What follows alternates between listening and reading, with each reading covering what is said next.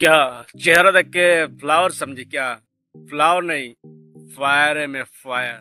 জ্যোতি মালহোত্রা, যে নামটা এখন চর্চার একটা বিষয়বস্তু হয়ে দাঁড়িয়েছে। হরিয়ানার বাসিন্দা জ্যোতি মালহোত্রা, যে একজন ইউটিউব স্টাবলিশড ইউটিউবার, একজন ইউটিউব ইনফ্লুয়েন্সার। 3.5 লক্ষের কাছাকাছি তার সাবস্ক্রাইবার সংখ্যা। সে কি করে একজন আইএসআই এর গোয়েন্দা হতে পারে?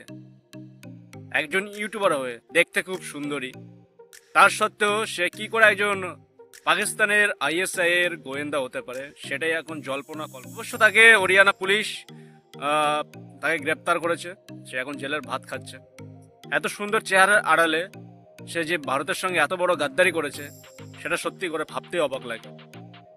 পেহেলগামে যে অ্যাটাকটা হয়েছে, অপারেশন সিন্দুরের কিছুদিন আগেই তার একটা ব্লগ ইউটিউবে পোস্ট হয়েছিল, যেখানে সে পেহেলগামে গিয়ে একটা ব্লগ শুট করেছিল যে এখানে পাকিস্তান, এখানে ইন্ডিয়ান আর্মিদের যাওয়া আসার রাস্তা নেই, বা এখানে আর্মিরা খুব একটা থাকে না।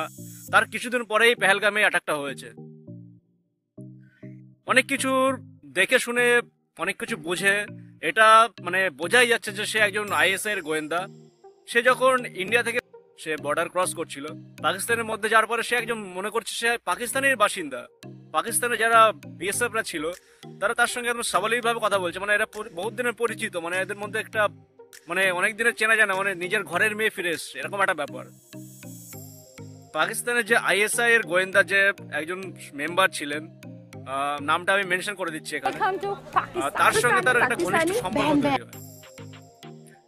এমনকি সেই লোকটার স্ত্রী এটাও বলেছিল জ্যোতিকে, যে আপনি চাইলে আমার হাজব্যান্ডকে বিয়ে করতে পারেন, আমাদের কোনো অসুবিধা নেই, আমাদের 4টে বিয়ে করা আমাদের ধর্মে জায়েজ।